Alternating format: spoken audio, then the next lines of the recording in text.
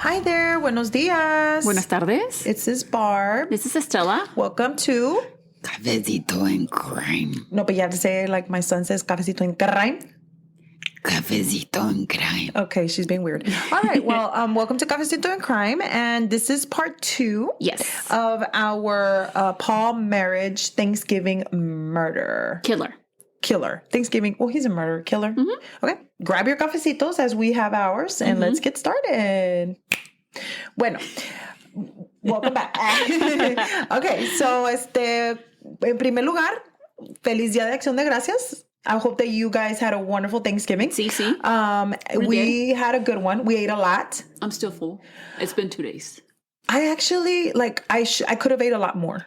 I ate a lot more yesterday. No, I didn't want... Es que todavía estaba llena yesterday from the day of Thanksgiving, so I didn't really eat a lot yesterday. Y ahorita ya no se me antoja comer. No, I'm dude, done. Pero, o sea, tu mamá hizo el mejor pozole. Like, my suegra makes bomb-ass pozole. Well, yeah, we did you have pozole the day of? No, I didn't have pozole the day of. Okay, no. I didn't either. But that's why I'm like, dude, I couldn't eat what we ate on Thanksgiving again yesterday. So that's why we had pozole. Yeah, comimos pozole en la mañana with a little bit of cafecito that my sister-in-law made me. It was awesome. And then today she bought me Starbucks. Gracias, hermana. You're welcome. So today we're going to get started. Oh, we hope you had a good Thanksgiving. Yes, we do. I'm sorry. And I hope you got all your Black Friday sales, even though these sales are not being very Dude, that wasn't a sale-y.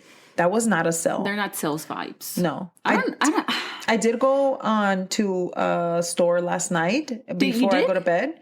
Oh, I didn't go to bed. Online. I didn't go to bed. I've been having trouble sleeping. Yeah. Children. But I did get a few things, pero ¿sabes qué? Que the place that I went to has a Frida Kahlo collection. Nobody fucking told me this. What store was it? Shein? Yeah. I didn't know Shein had a collab or a section of Frida Kahlo. I had no idea. So they had this whole ass suit that I wanted. And I'm like, where am I going with this fucking suit? So I put it back. A limpiar. We were just talking about that también. Me voy a poner los vestidos de las quinceañeras para limpiar. Pero no compré mucho. Nada más me compré una cardigan porque me enamoré. It was like a orange. I don't have anything orange. Yeah. So. I think I bought a couple of gifts for the kids, but other than that, I couldn't really find anything. Guys. Did y'all find anything? Let us know. I did not. Anyway, so we're going to move on. We're going to, hold on one moment. Okay, so aquí está la Estela con su cobija y todo. Yeah, it's because Barbie's garage is kind of cold. I mean, I'm sorry, we don't have a heater in the garage. No, I'm getting kind of hot, but it's because I get hot and cold. I don't know what to tell you. I don't know what to tell you either. So if you haven't listened to part 1, please go ahead and do that. Because this is part 2. Thank you for listening to part 1. This is not going to make any sense. No sense whatsoever. So just a little reminder, this was the Thanksgiving killer, and his name was Paul Michael Merighe. So we do know that Paul was an unstable jerk. Unstable mentally. And wait, so do we, because usually that there's other cases where people commit crimes because they are unstable, and can you really be mad at him because he was unstable? Well, we'll talk about that. That's a good question. That's a really good question because there's a little bit of a backstory on that. So we'll talk about that right now. As we know, he was mentally unstable. He was full of anger and resentment towards his family, his sisters, and that kind of stuff. No se tomaba la medicina. No se tomaba su medicina. Tenía alguien que lo cuidara y todo eso. So we're just a little recap, right? His housekeeper le daba la medicina. I think that's a bad idea. Yeah, don't do that. But anyway, so he did flee the scene, as we spoke about at the end of the last episode, and he did leave in his blue Camry. Mm-hmm. Yeah, blue Camry. We got it. So, and obviously they had no idea. They were like, "Where do we start?" They have no idea. At first, they thought that he had fled the country. But then they were like, "Well, I mean."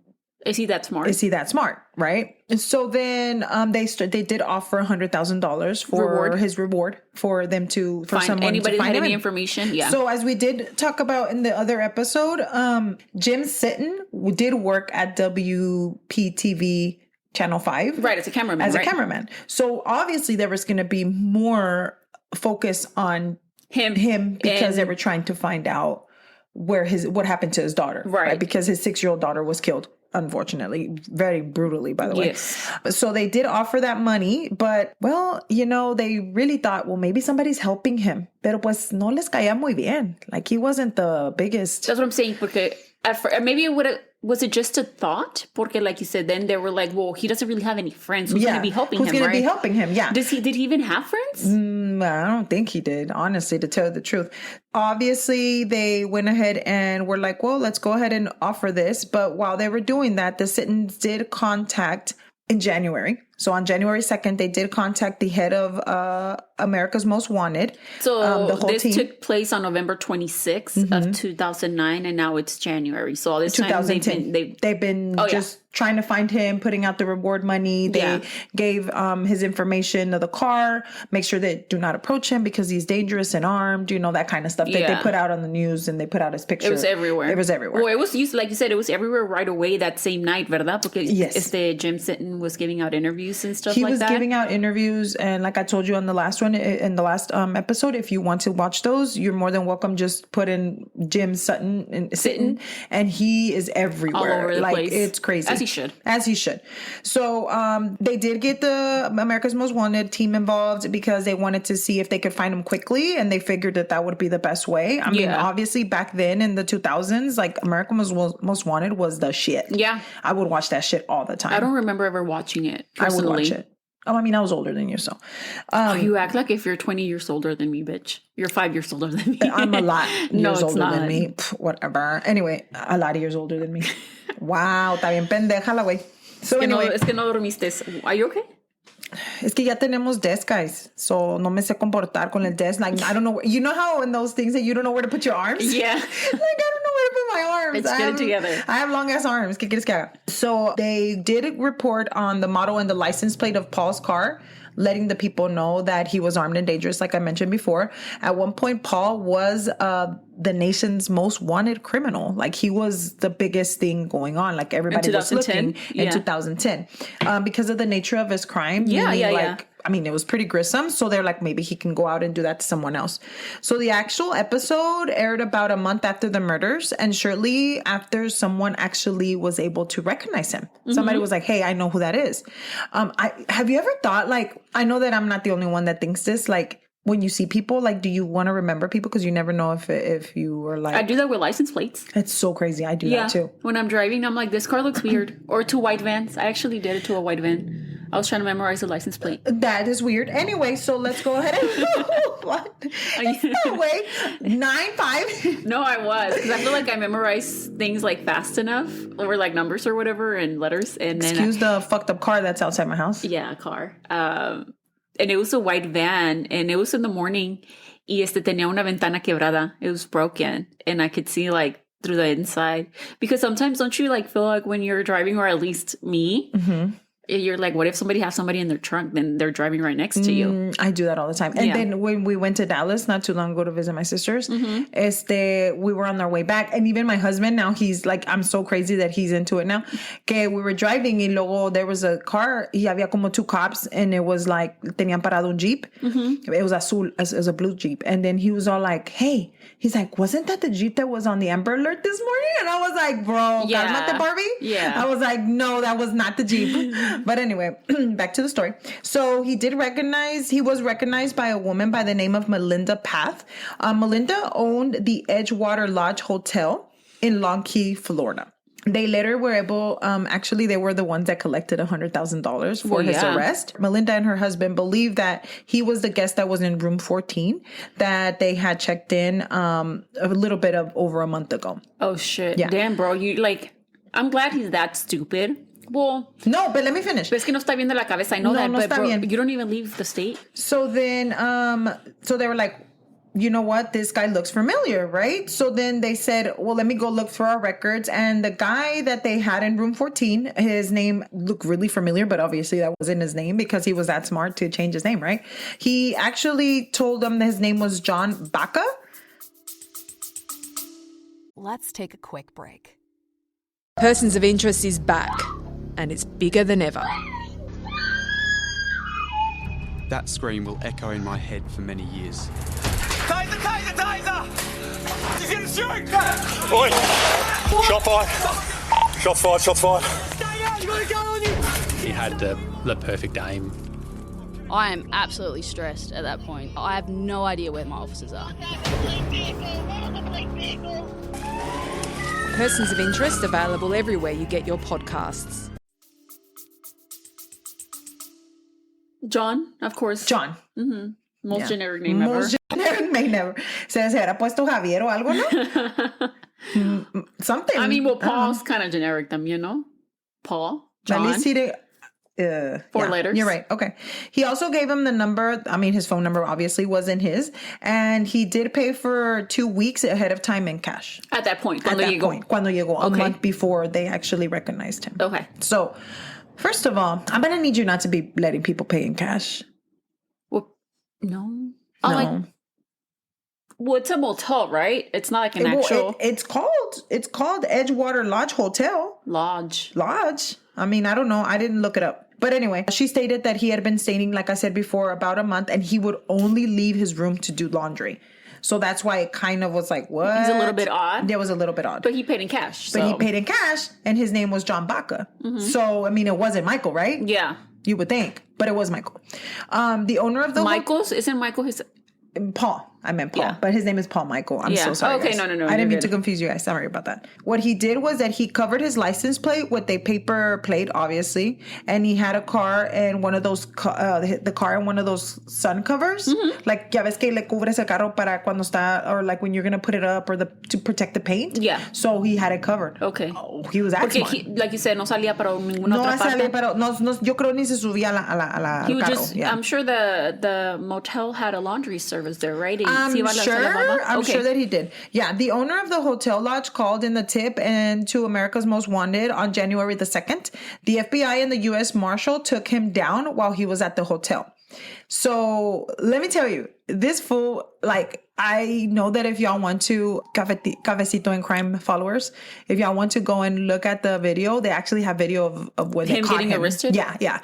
And this is what happens. So he tried to hide in the room by putting a mattress over himself. That's not going to do anything, bro. So se puso el colchón y se tapó. Yeah. Y puso un palo para la puerta.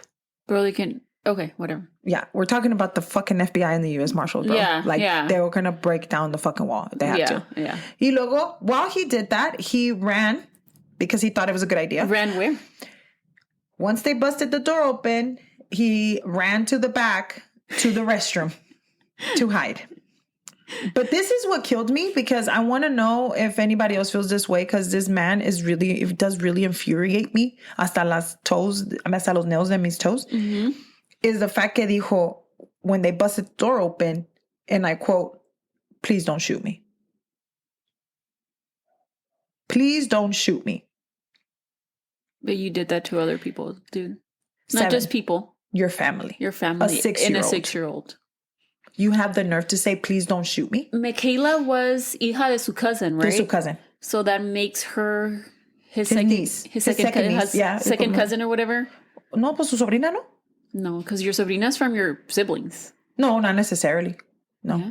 I don't know. We'll look it up. It doesn't matter. It doesn't matter. I was just asking. Okay, anyways. He had to be tased 3 times to get him to cooperate. I hope that they tased him a lot of times. I hope they turned on the water and tased him. Sorry, that was a little much. I think that means he would get electrocuted. Yeah, that's what I wanted. Okay. I'm sorry. Okay. Anyway, so then after there, he did try, like I said, to run from the police. So I don't know. Maybe he thought that running to the restroom was a good idea. I guess you didn't think about it. You just do that. I think you don't think. I think you just react. You really do think that there was like maybe about 15 cops in there? You fucking think que vas a correr? And correr where? Where? Exactly. But anyway, he had shaved his head. Okay. Porque es que no quería que pareciera. Yeah. So then after that, they did arrest him and he had the nerve to say a few words to the camera. No. Yes, he did. He did say something because he was mumbling a lot. So I don't know if it's from like la falta del medicamento because I rumble a lot whenever I don't take my meds. But like he just, like a lot of the things he would say were just like random shit. Well, I mean, if he hadn't been on medication for how long now? Yeah. I doubt he took his medication when he ran away from the scene. Let me tell you. Okay. So then he did say something along the lines of like... Lines of him having chronic medical problems and that he did not know why he did what he did. And he said this right away. Right away. Like nobody's asking him. Pinche carro, hijo de la verga. Estúpido. Same car, bitch. You know, this is a residential street, bro. Why are you... And why are you going so fast? He's not going fast. Anyways. So then he did say immediately. So he was being escorted out of the motel. And he said this to the cameras right away. I'm not okay mentally. I'm not okay mentally. I don't know why I did what I did. Exactly. Okay. Yeah. Okay, let me finish what he said because he kept going. He said, 18 years I've been tormented. Chronic mental problems and medical problems. It has been a nightmare. I don't even know what I was doing. It was the only thing I could do. I went to turn myself in several times. I wanted my parents to make a statement and ask me to turn myself in. Finally, he said, the last thing, I have done all of this. I just can't believe it. He also mentioned that he did see during the mumbling, he did mention that he had seen his cousin on TV. His little cousin? No, his cousin, Jim. Jim, yeah. Whoa. So he was keeping up with the news coverage. Exactly. In his possessions, there's a few things that I should mention that he had. I guess instruments to kill himself is what they called, the police said, or instruments for commit suicide? Yeah. So he had a cord that was tied into a noose. And he had tried to kill himself previously. Hanging? Hanging? Pero do you need to tie it into a noose? Yeah. I don't know. Pero do you just have it ready para el rato? That's a thing. That's what I'm saying. Lo voy a poner aquí por si me dan ganas. I don't know. Anyway, he had that. He had three helium tanks. I don't know why you needed 3. You're going to blow up some balloons? Talk funny? I don't know. What do you need helium tanks for? Honestly, I have no idea. Committing suicide, that aspect. And that I guess that, I don't know, but you smoke on that shit or blow something up? I don't know. You're going to turn on a lighter and then... Turn on the light, blow it up? Yeah, I don't know. Okay. I don't know how people do that, and I really don't want to. Thank you very much. And then he also had something along the lines of a plastic hood o como una bolsa de plástico. So he can asphyxiate himself? Yeah. Wow. Yeah. He was really thinking about that. Yeah. But he did have snacks. Tenía los snacks adentro de allí. He went Tenía shopping? comida. Yes. And he had allergy medications and pain medicine. But not medications for his mental illness? I guess so. And I guess tenía como varios días allí, como de comida. Como que he was Mama, si voy a estar aquí, might as well be well fed. So I guess at some point he did go out and buy food to bring back to the motel, right? I'm sure he did, pero they probably didn't see at the time that he did that. He also went to a bookstore. Ya porque lee el compa. Y before they stormed in the hotel room, he had bought a book because they actually found the receipt of the book. Mm-hmm. Y el book se llamaba Final Exit. Oh, so he really was trying to commit suicide. It was a book on how to commit suicide. First of all, yo tengo una pregunta. Maybe it's a stupid ass question. Who the fuck writes a book that's on how to commit suicide? That's true. And sells it out for the public. And what was it called? Final Exit? I'm going to look it up. Hold on. It's called Final Exit, book by Derek Humphrey. I told you. Hold on. Let me see. It's a 3rd edition, bitch. Bitch, there's options number 1 and 2 and 3. No mames. Bitch. Well, wait. Lo tienen en el Amazon, tú. It's on Amazon. Uh-huh. Y tiene about 4 out of 5 stars. 4.5 out of 5 stars. Stop. It has 1,003 reviews. The practicalities of self-deliverance and assisted suicides for the dying. And then he also had, we're going to move on. Yeah, I just wanted to look it up. That I would love to see what the reviews are. Maybe because he... What do you say? 5 stars. It helped me a lot to kill my mom. What the hell? How do you write a review? And that's what I'm saying. I don't even want to go down that path. What was I going to say? Se me fue la onda. I guess because he had tried to commit suicide before and it didn't work. So maybe he thought from this book he could learn. Pues sí, pero the last time that he tried to commit suicide, se metió un pinche balazo. Pero no se murió. That's why he didn't have a gun this time. It wasn't, you found a noose? No, they found that Paul had 2 handguns. 2 handguns, but I guess he wasn't going to use that. Probably not. He also had a receipt from Kmart where he had bought a mask, a paddle leash, tie downs, and 5 cell phones. Damn, bro, what do you need 5 cell phones for? That's what I thought. Because you ain't got no fucking friends. So, ¿a quién le estabas hablando, right? So... But prepaid, right? Yeah, like the prepaid ones and the numbers that, whatever. But anyway, they had been following. They also found his computer where he was sitting when they actually busted in the door and he tried to hide from under the mattress, I guess. Yeah. I don't know. But he had his computer set up. Y sí estaba viendo everybody that was following the manhunt. So him. He was, like you said, he was keeping up with the news. He was keeping up with the news on the internet. They did check all the phones and who had he called because they're like, who the fuck is this fool calling? What the fuck? From each cell phone? From each cell phone. I guess he didn't want to be tracked. Pero ¿a quién chingón le vas a hablar si no tienes amigos, amiga? No, maybe he was, I don't know if you're probably going to get to this, but I'm like, do you think he was trying to maybe reach out to his parents? Let's go through that. Okay. So the phone numbers that he had been calling, they actually reached out to the people that owned the phone numbers. And nobody fucking knew who he was. What do you mean? Like the numbers that he called. Okay, so it was just like calling random ass people? Calling random ass people. Huh. People que no conoces. That's odd. Yeah. Like I said, most of the information that I got here, we're going to link, was from the podcast, The Killer Queens. And one of the ladies was saying, I don't know, I have something here.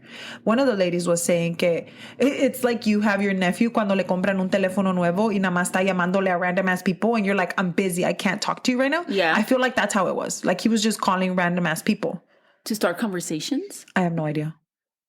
I mean, I don't know what his mental state was. I don't know what he was going through. I don't know. But anyway, they didn't know and were like, please, I don't want you. I guess saying que no querían hablar con nadie, I guess, or whatever, pero.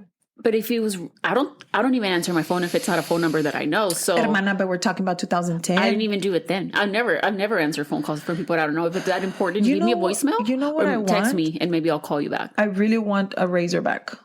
The old razor, not the new one. Anyway, Paul, after his arrest, was taken to the Palm Beach County Jail. And when he was taken there, he was acting like in a daze. Como que andaba perdido el compa. Norteado. Como que andaba norteado. Like he didn't understand when they were reading his charges to him. Mm-hmm. I don't know. He was just kind of weird. Like I said, he would ramble a lot. But do you think that was actually him being out of it because of his? That's what I'm saying. Let's go to that. So remember, this guy is really smart. Yeah. Like, he is really smart. He was going to be a doctor. He was going to be a doctor. He was straight A student. Mm-hmm. Like, he knew a few languages. Like, this guy is smart, pretty smart. That doesn't take you away from that and having mental issues, but still, I mean, somewhere in between there. Entonces, cuando le estaban diciendo, he did tell the cops that he was not violent. Okay. Not only did he tell the cops that he was not violent, he said everything they were saying about him was a lie. Not only that, but he also said he was not a drug addict. Bro, nobody said you were a drug addict. First of all, nobody said that. You just shot up a whole bunch of people. Yeah. And killed 4. How are you not violent? Not only that, but anyway, we're going to move on. He also asked the cops which was really weird for the cops because they were like, this dude is kind of, okay, is he really o se está haciendo pendejo, Yeah. Because les preguntó, how long do you think this is going to take? Am I going to be here long? Like, do you think I'm going to be leaving here soon? Do you think he's building up to like an insanity defense, acting crazy now? That's what the ladies on the Killer Queens were saying. Pero I feel like they were catching on to that. Yeah. So they were like, oh, really? You think that you want to act stupid? So let's play. Let's play along. While he was on the phone with his dad, I guess in between the times that they had him like incarcerated or in jail, he actually got to talk to his dad. Y le preguntó, do you think they're just going to send me to a psychiatric hospital? So he was like, okay, I'm going to plead insanity, right? I mean, because if we're being truthful here, he is mentally ill. To what point, though? To what point do you turn it into a mentally ill? To what point do you turn it into? But let me explain why I'm saying this. So obviously, if he had the time to think about, they're just going to say, I mean, that's process of thought. Like, you have to think about this thing. Like, tienes que estar diciendo, okay, so si hago esto, me va a pasar esto. Like, that's a process right there. Right. If you're mentally ill, people that are they don't have a process. What is his actual diagnosis? Let's go. So then, unfortunately, for Paul. They did found out some things about him that kind of probably were a little bit iffy, and find out, now I'm being a little bit sarcastic. He was doing these things a few days before the murder. Okay. So what he did was that day before, like I said before, he was planning to... They caught him on camera at the ATM taking out $12,000. $12,000. Well, I'm sorry. I forget they were kind of like well off. Well, his parents gave him. They had a savings account for him. So he took out $12,000. First of all, I don't understand how the ATM gave him $12,000. Fuck no. Because they only give you like 3. Yeah. At the most. It depends. I think you can have settings, but yeah, maybe they have it different. I don't know. Pero sí lo tienen en cámara. At an ATM? At an ATM. They have them in the camera at the ATM. Sacando $12,000. I don't know if sacaron todos los $12,000, pero sacando $12,000 from a savings account that his parents had set up for him. He also used that money, obviously the cash, to go to a gun shop.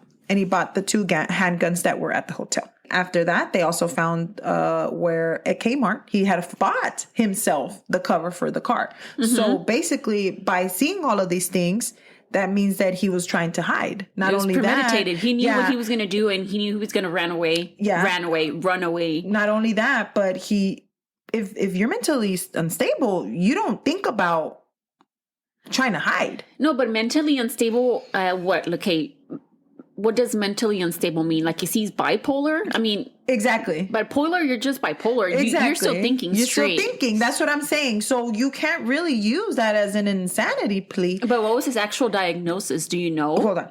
So then whenever they actually went ahead and gave him all of the counts that he was going to get charged for, he was going to get charged for, in total, 4 counts of murder. Obviously, with those 4 counts of murder, the state was going to look for the death penalty. Remember, we are in Florida. Yeah. And they do have that. And then not only that, actually, if they were to find him guilty, he would have been the first death penalty in 20 years. In the state. In the state of Florida? In the state of Florida. I'm surprised, actually. If convicted. I know, huh? Sorry. And then they were actually going to do that. And then 3 counts of the attempted first-degree murder for the other people that, his brother-in-law that was in fucking coma for fucking 3 months and shit. So then guess what? He pleaded not guilty. By reason of insanity? Not guilty, right? So then he was scheduled to go into court on August the 8th of 2011.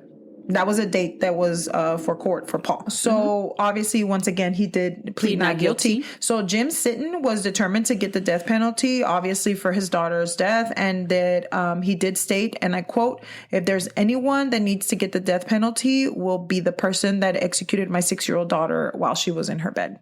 Yeah, that's wild. Because we go back to thinking, like, la niña estaba dormida en su cuarto upstairs. And he deliberately... Her little Tinkerbell. Yeah. PJs. He deliberately went upstairs and shot her multiple times. Shot her, just a reminder, I'm sorry, guys, but shot her once in the back, once on her hip, and then went back.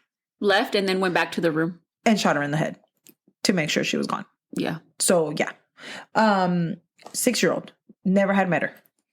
Yep. She was about to turn 7 in a couple of days. Yeah. She was going to be a gingerbread for a nutcracker. The next day. His parents decided to actually cut him, I guess, of money now. Cut him off? Yeah, finally. Yeah. So, no le iban a pagar al lawyer. He was going to have a public defender. Yeah, public defender, state appointed. And I guess that was their last straw. I mean, that was the last straw? Yeah, he killed his sister and his sisters and his their unborn first grandchild, and just su tía, su hermana de la señora. I don't know who they were, I guess. I don't know, pero he killed a lot of people. So then, obviously, they were going to go with the insanity plea, but it's a little bit hard to go with insanity because it could either go either way. So this is another argument that I had with my husband, and you guys tell us if what do you think? So you could either go insanity, oh my gosh, we're going to need to put him in the hospital because he's insane, or insanity, we really need to I don't want to say get rid of him, but we really need to give him the death penalty because he's insane. So it could either go either way. Usually it doesn't go that way. I don't think that is 2 ways. That's what I understood from what I read. Because why would you put somebody that's insane to death? Like, you always want to Unless you don't believe them that they're insane. Oh, yeah, but why would... Okay, but if he was sane enough to make certain decisions, don't you think that you would all of a sudden be like, oh, okay, now you're insane, so you just get away with it and just go to jail? No. But wouldn't that put that person into like a mental institution for the rest of their lives? And the state pay for it? I mean, yeah. And I mean... He wasn't insane. He had a mental disorder. Yes. But he wasn't crazy. No, he wasn't. But do you know his actual diagnosis? What he has? All he had was OCD.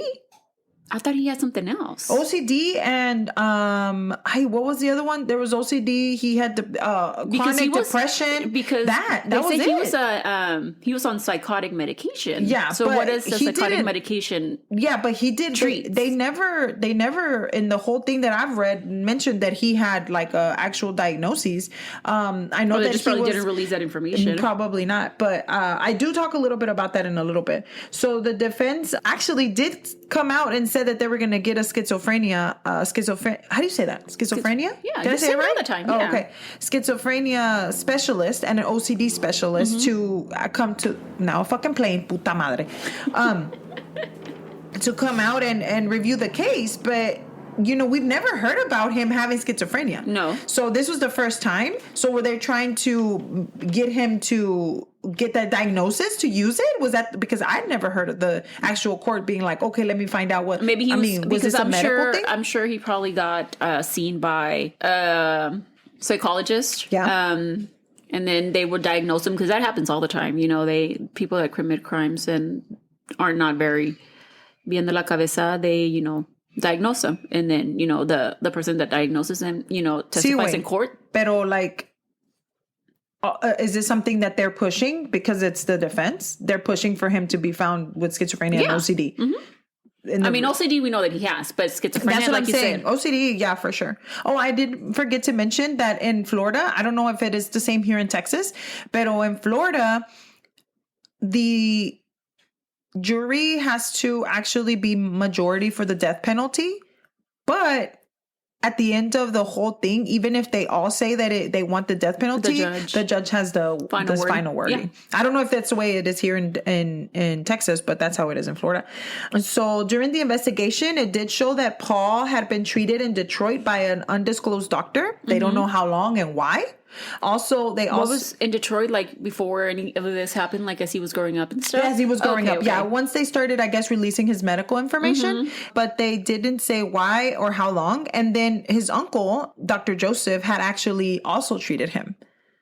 Dr. Joseph, su tío, el que era esposo de la señora que mató. Yeah. Yeah. So él también lo miró, but they don't disclose what he saw him for and how long or anything like that. So, which that does come back a little bit in a little bit at the end, so I can explain that to you as well. While he was in jail, why would I say while he was in the jail? Ni modo de vergas, ¿verdad? While he was in jail, he did call his dad and he did ask him for forgiveness. Paul said that he was sorry for what he did and that he did think about what he did constantly and about the lives that he took. He also said that he did understand why and how he had done what he did. And he did mention about thinking about not going to heaven or like something along the lines of heaven. It's because like literally, like if you were read some of the shit that he would say, like yo a veces I'm like, verga está diciendo, like it was hard for you to understand. Or like it wasn't making any sense. I feel like he was just not blabbering, no quiero decir blabbering, but he was just saying what was in his mind and not composing like words. Yeah, or actual sentences. That made sense. And that happens to me sometimes. And then my husband's like, ¿Qué vergas tienes? I'm like, I don't know what the fuck I'm talking about. So his father then said, we have nothing. You have nothing. It's a total nightmare. Our lives have been forever changed. Yeah. Yep. So in another call, Paul did say that he believed that everybody was right about him. He said that he wanted to be home with his parents and give them love, and that he knew that that he had messed up and all that. And then he had the nerve, which I feel like I would have been pissed, and asked his parents how his brother-in-law Patrick was doing. Well, he knew that he survived because he was keeping up with the news. So You put him in a coma for 3 months. You shot him in the stomach. You shot him in the stomach and you killed his unborn child. And his wife. And his wife, yeah. Okay, just making sure. His father said that they wanted to have a relationship, but they couldn't with him. Like, they wanted to have a good relationship with him, pero no se dejaba. And he would tell him, your mother's devastated.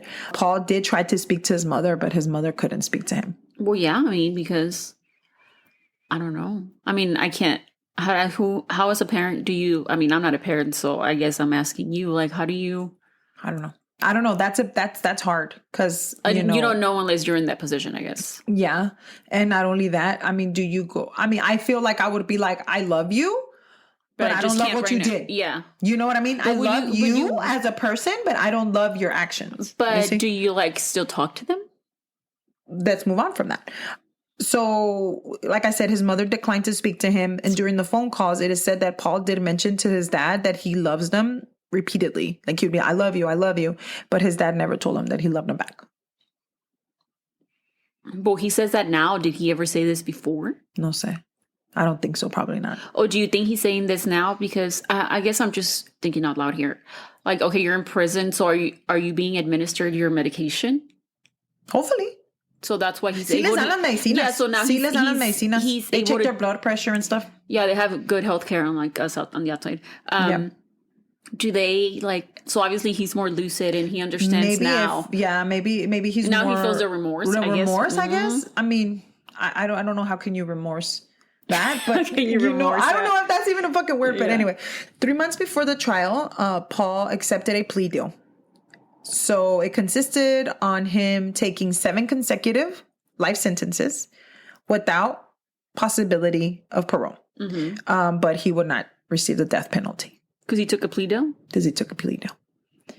Because, I mean, as much as he tried to commit suicide. That's what I was just thinking. I swear. Like, dude, now you're scared to die? You think it's because he wasn't going to be the one killing himself. He was going to be killed. Yeah, maybe. And he has OCD, so he has to have control. Yeah. So maybe. So obviously everybody that was affected by his murders was very upset. They wanted him to go to trial. So the family was very upset with the decision, especially Jim. He stated that the family had been preparing for the trial for almost 2 years. I bet.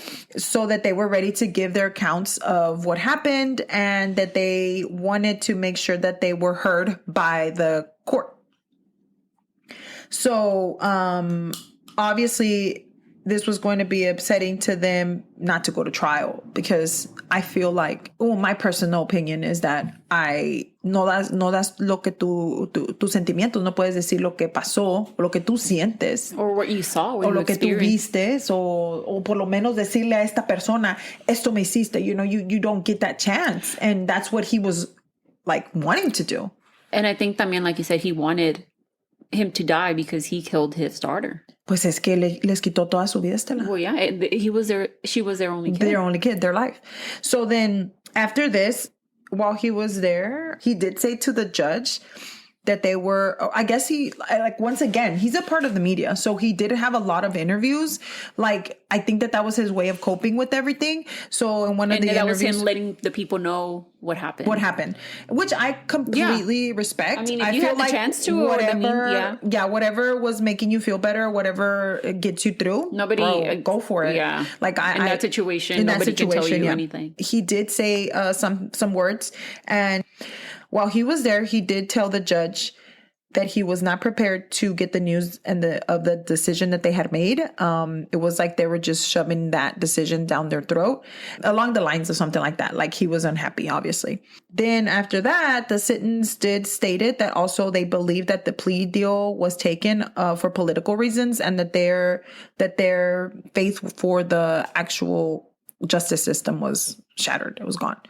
They believed that it was more of I guess they did that because of the clout of all of it. I don't know what he meant by that, but that's what he said. He said that it was a political reason of why they took off the death penalty off the table. He was just upset because he wanted him to die. And then Jim said that he had more faith in the actual jailmates that were going to be with Paul because he knew what exactly they did with he knew exactly what they would do with people that killed children. So he probably thought that he was going to get what he deserved at the jail. Mm-hmm. Yeah. I mean, he's very angry. Oh, as he should be. As he should be. While Jim and Muriel were upset about the decision, Paul's brother-in-law, he was okay with it. He was like, you know what? It's been 2 years. I'm ready to get back to my life. I don't want to go and remember. You have to relive all of that again. Like, he's like, cool, let him fucking stay in jail. He's not coming out. He said it was just too painful for him to sit through everything that happened all over again, which I completely agree.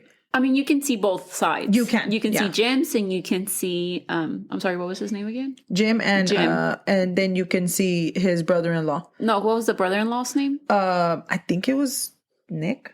No, I'm lying. All I remember is Knight. Christopher Knight. No, it wasn't Christopher Knight. His last name was Knight. Sorry. I'll look it up right now. While in court, one of the attempted murder people that he actually shot was Mr. Jabari. And he was also shot pretty badly, and he was very much injured. And he read from the Bible, and he read the story of Abel and Cain, which I guess it's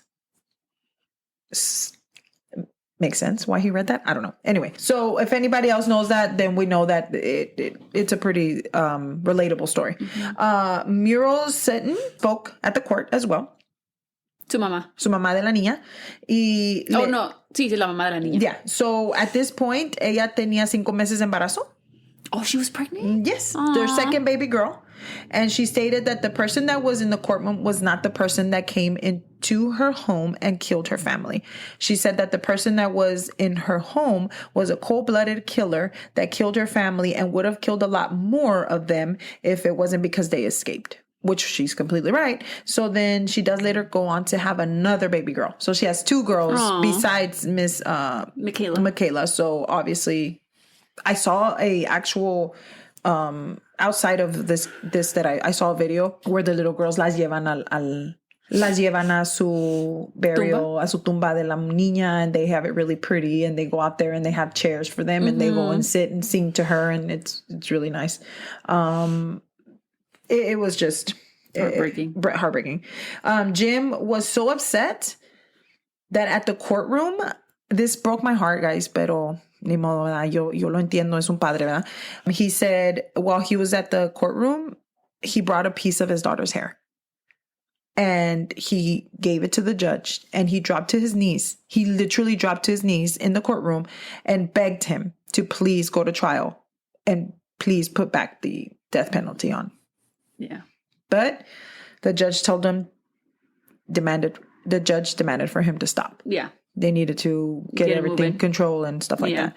On October 11, 2011, Paul pleaded guilty to the 4 counts of first-degree murder and 3 counts of attempted first-degree murder, and received 7 consecutive life sentences without a possibility of parole.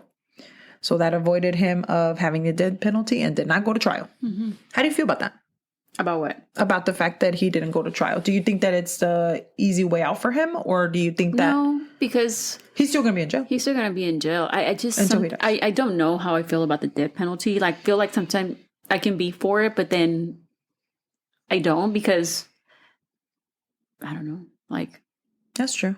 I understand what maybe you mean. Sometimes dying is the easy way out. It is the easy way out. Because they're gone. They're gone. You know? But at the same time, it is an easy way out for them, but it is not an easy way out for us as a community that it was hurt by what they did. Right. Because then at this point it's like, oh, ya te moriste, ya te va, ya, o sea, ya qué? Right.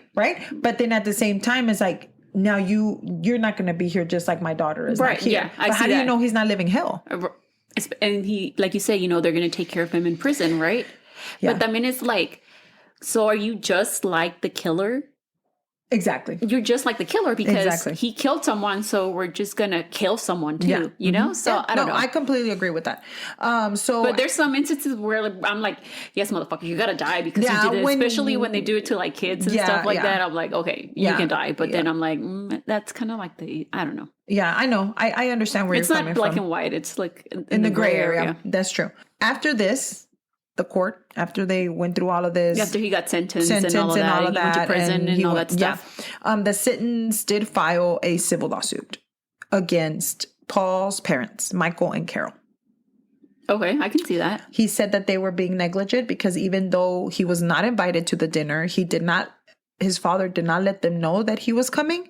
Jim said that they had a bad feeling about their son coming to their dinner, and they did not relay that to anybody else, and that he felt the way that his dad was kind of hiding that from them, that he was on his way, and they knew that he was unstable. Right. So that they needed to kind of do something about it to avoid him coming over, and they already had feelings of him killing.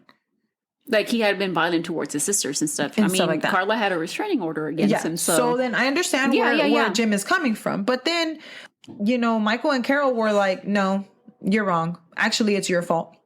Oh. Yeah. Why? They said that they were aware that their son was violent. They knew that. Yeah, I think everybody knew that. And that it was their fault that they didn't stop him. They could have stopped him at the door. Like if they really wanted, they could have been like, no, you can't be here. You need to go. So Patrick, is that what they Patrick mean? Is his name. Patrick. Oh, Sorry about that. Yes. Patrick Knight, Paul's brother-in-law, also filed a similar suit. Against the parents? Against the parents, yeah. For the loss of his wife and his unborn child. Yeah. So they were rejected. They were dismissed? They were dismissed. Wow. But in return, the Merriges did put a civil lawsuit against them as well. Counter lawsuit against the Sittons. So in their lawsuit, they blamed the host of the Thanksgiving dinner for their son's rampage. They said that if they would have stopped Paul, like you said, from coming into their home, and their son wouldn't have been able to harm the family. They claimed defamation as well. But dude, if it wasn't there, it would have been another time. Yes, honestly. And they claimed defamation as well because the Sittons keep claiming that the Sittons, they keep claiming that it was their fault. That their father invited him to the dinner, and his father said, I did not invite him here. But he gave him the address. Who told him the address? Exactly. Yeah. So anyway, their lawyer, which is the Merriges, did mention that they had... Is everybody fucking having like Fast and the Furious outside today? Yes, like Japan. Fast and the Furious Japan. Tokyo Drift. Tokyo Drift. So their lawyer did mention that they would have never sued the Sittons if it wasn't because they had sued them first. Okay, so it was just like, okay, why are you going to sue me? Now I'm going to sue you because you're suing me? Yeah. And you're throwing our name under the bus? Yep. The lawyer also said that, the marriage lawyer, I keep saying the lawyer, but I didn't specify, I'm sorry. The marriage lawyer also said that everyone that was at the dinner was aware of Paul's mental issue. Yeah. And that even Dr. Joseph had treated him before. Right. So they were aware, and they had an opportunity to stop him from coming. And like if they didn't really want him, they would have turned him away at the door. Pero también el papá, I can see both sides. Me too. I can. Like, you knew, ¿por qué le diste la dirección? He shouldn't have been here. Like you said, that they didn't even want him there, that if he was going to go there, that they were going to, what was the thing? Another time that they were going to turn him away. Yeah. Now, the Sittons lawyer spoke for them and said that the family was outraged and saddened by the claims of the marriage family. They continued by saying that the Sittons had not seen the killer in 13 years, that they weren't able to, that they did not invite him, obviously, and that he was invited by his parents. Medical records, later on, I don't know how this works, but medical records get released because it's now public. Right. Medical records did get released and revealed that Paul had received shock therapy. During that time, from like 1994 to like 2006. Yeah, but they don't really say how or for what. Yeah, but he reportedly had been admitted to mental institutions, hospitals, and had actually talked to someone about dreaming of killing his family members before. So, I mean, this is something that was out there. It wasn't, no andaban escondiendo nada. Like, el señor like, he was straight up, like... So he had like some sort of psychosis. Psychosis, yeah. But... I mean, they didn't even get to trial, so that's the thing. A trial would everything would have been found guilty by reason of insanity. Maybe he wouldn't have gotten a death penalty. Maybe and then he would have he would have been in a mental institution for the rest of his life. So. And so, basically, saying that the Merriges had the tools. Or information. So this is saying by the Sittons lawyer, saying that basically they knew that they had the information that they needed to know for them not to invite Paul over and do a lot of the bad things, maybe even murdered, that they could have stopped this. All this information comes from, I read a few articles, but they have all of the public records, obviously, that you can look up. And it was, I didn't read a lot of them. I just read one or a few from like the Miami-Dade and all this other stuff that talks about the lawsuits. So I know you said that lawsuit from Jim. They were both thrown out. Okay. Yeah, thrown out. Yeah, they were thrown out. So at this point, like, I think that this is even more sad because I know that it was already sad for what he did, but now the families are living in like at each other's throats. And then not only that, blaming each other. And then para acabar de chingar, like this guy is sitting in jail. He's never going to come out. Right. Y luego, I mean, I feel like Jim is just so angry. I mean, I get it. Pero is su wife? Igual, like she was with him beside everything that he would make that decision. It's just like you just can't ever imagine what he. I mean, unless you lose a child. Like, exactly. The anger, or maybe that's the. Pero I mean, también like they were Christian, and so what's the first thing? And in one of the interviews, he understood and he said, "Yes, I need to learn how to forgive." He knew that he wanted to forgive, but he just couldn't. Yeah. You know? And so then, and it has nothing to do with religion it's just like, you know, how do you get past that? Like he was just being consumed. Yeah. By that's that. Exactly and the word, it's like consume. And like that's the thing. Es triste. He can't direct his anger at Paul because he didn't die and it's what he wanted. So maybe that's just the next thing he could do is direct that towards his parents. That's true. Paul's parents, maybe. Paul's parents, maybe. Yeah. But that's the thing. They lost daughters. Yep, exactly. And their unborn grandchild. Yeah. Not only that, but now their son. I mean, they're probably relieved. I'm sorry that he's in jail now. Now they don't have to be worried about what he's doing. But at what expense? Exactly. So, and now it's just really sad. So that was the story of Mr. Paul. I don't even think I should call him Mr. Paul Merhige, the Thanksgiving killer. He's just going to stay in life, more than one life in jail until he dies. 7. Yeah. So tell us, what do you think, guys? Yeah. What do you feel about this case? We appreciate all of your support once again. Muchas gracias por todo su apoyo. Les agradecemos todo lo que hacen por at least share our little bit that you do. It doesn't matter what it is. Yeah, just listening. Just listening, it means a lot to us. We really appreciate it. And you keep us going because, pues, what was the reason for us to get up every week and do it? Ya va a empezar. Ya va a empezar. Yeah. Anyway. Alrighty, guys. You can send us a message to cafecitoandcrimepod@gmail.com. Or you can follow us on Instagram at cafecitoandcrimepod. All right, guys. Thank you. Thank you so much. Have a good day. Have a good day. Adios. Bye.